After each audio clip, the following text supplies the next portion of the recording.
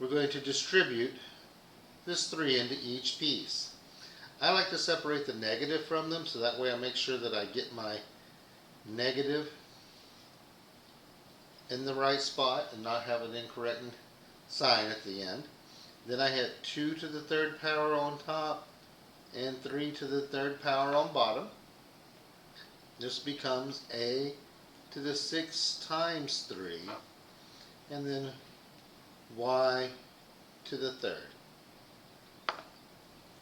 So as I go through and simplify this, I have an odd numbered exponent with my -1. Since it's odd numbered, I know that my final answer has to be negative. If it were positive exponent, an even exponent, it would be positive. Next, I take care of my numbers. I have 2 to the 3rd power, which is 8, is my numerator. 3 to the 3rd power is 27 is my denominator. Here I'm going to multiply 3 times 6, so I now have x to the 18th power, and then y to the 3rd is just chilling at the end. So negative 8 over 27, x to the 18th, y to the 3rd.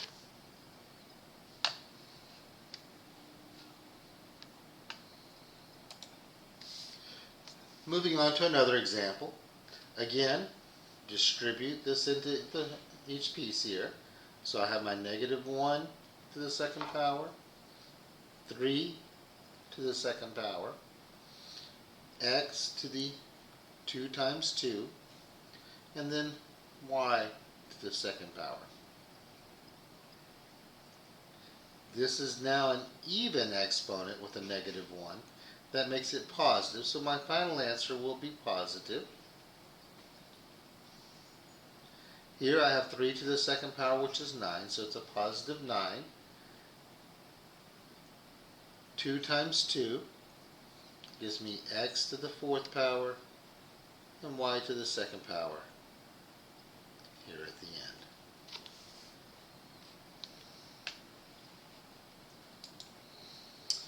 Looking here at another example, this one is a little different. We do not have the parentheses or anything. My negative out front here is just separate, so he's going to be just chilling out front. Each of these pieces here, a couple of ways to look at these. We're going to look at this first one by pulling each piece apart a little bit. So the top is really 6 is 2 times 3. I'm going to leave my x squared the way it is because it's the smaller of the two x's. I have y to the 7th. I'm going to leave him like it is because he's the smaller out of these two pieces here. And I'm going to put a z here at the end. On the bottom, I have my 3. This one I'm going to separate. I'm going to make it x squared x to the 3rd. Separate up because 2 plus 3 makes 5. So that way I have one that matches the piece on the top. Same thing with my y.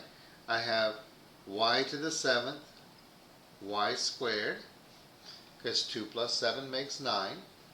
And then here I have z to the 1st and z to the 5th, because 5 plus 1 makes 6.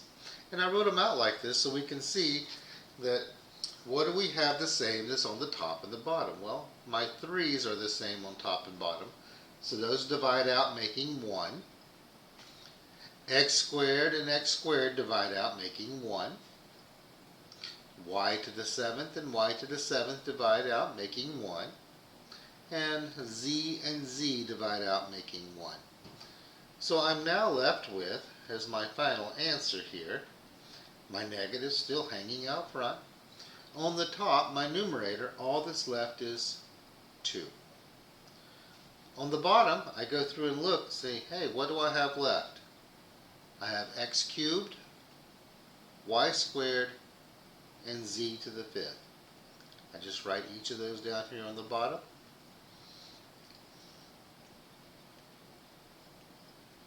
And then we stick a fork in this bad boy because at this point, he is done. So moving along here. This one is similar. First thing I want to take care of is that piece right there. We want to make sure we distribute and take care and simplify that first,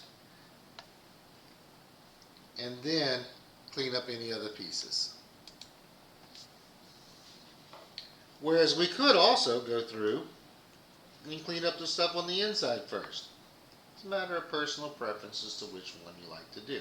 We're going to do this one a little different than the last example. So I'm going to take right here, 25 is really 5 to the second power. So instead of 25, I'm going to write this as 5 to the second power. So I can now do this as 5 to the 2 times 4. This becomes x to the 4 times 4 and y to the 3 times 4.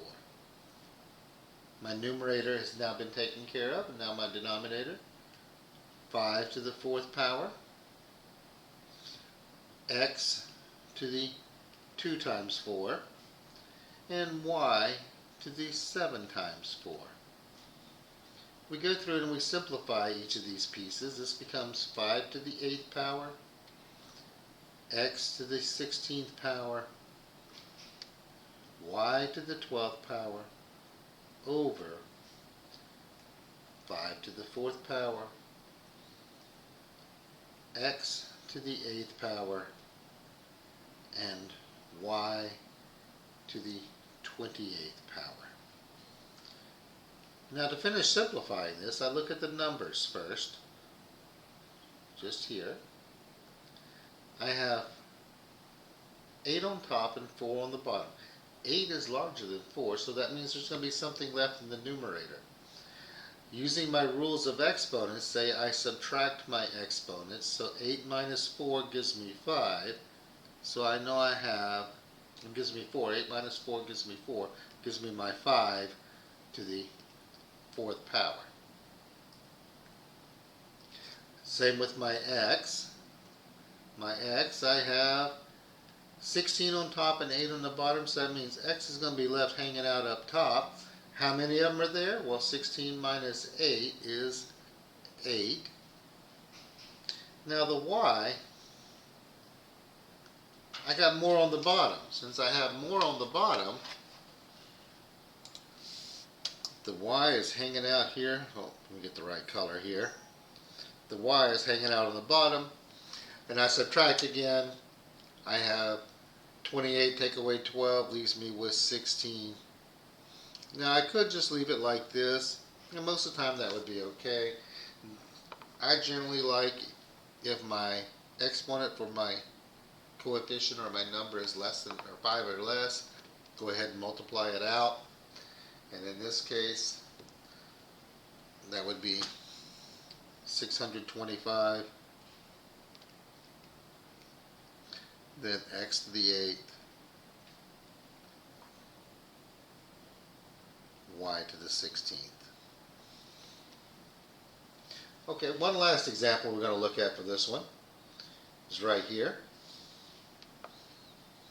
Right off the bat, anytime you see this, take care of that piece first, because we know any number to the 0 power is 1, back from our rules of exponents.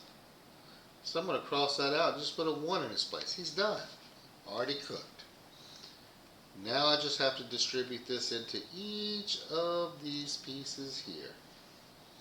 So I now have 2 to the 2nd power, x to the 3 times 2, y to the 2 times 2, which gives me 4, x to the 6th, y to the 4th.